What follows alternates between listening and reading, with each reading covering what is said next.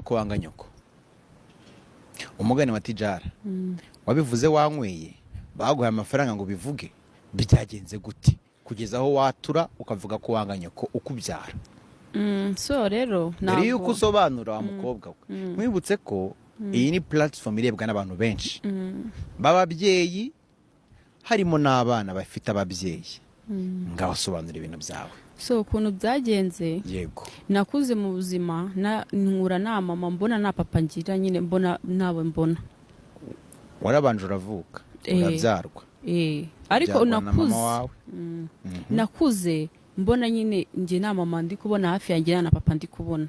Yego ngize mu myaka 12 nibwo nabajije abo tubana ndababaza ati se na mama ngira wabaga hehe nabaga Remera Rukoma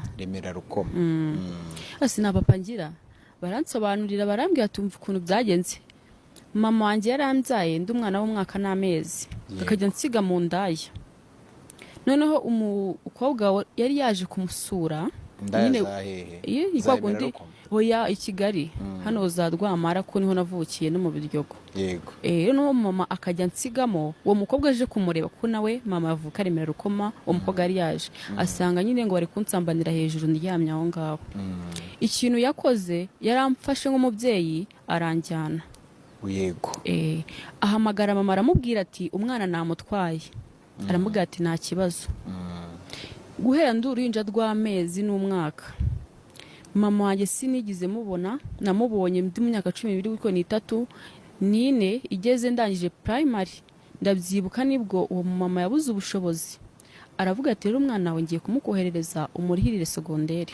Yego aramubwira ati nta kibazo ndagenda nsanga mama turabana akajya ngaraguza gati akajya ndaza hasi Rene tugende gakeya. Wongeye guhura na mama wawe ngo ufite imyaka ingahe? 14 nibwo namusanze turabana. Murabana kugira ngo akwishyurire secondaire ko wari urangije primaire uko nguko. Yego turabana akajya ndaza Sirene yajya kuma ibiryo akambwira ngo ibiryo yabatari umwana wanjye nago ubiriye kuko sisiko wabihashye ubu buri rushaka kudyamaho naga sisiko wabuguze akamfata nk'umwana hari nimba yari mukadata simbiza akamfata nabi n'abaturanyi ba Rwamara uko yamfataga barabizi nta muntu utanzi. Mba muri ubwo buzima ndavuga ati se Mana nzabigenza akajya nsiga hanze akongera akahansanga ninjoro imbeho yahanyiciye.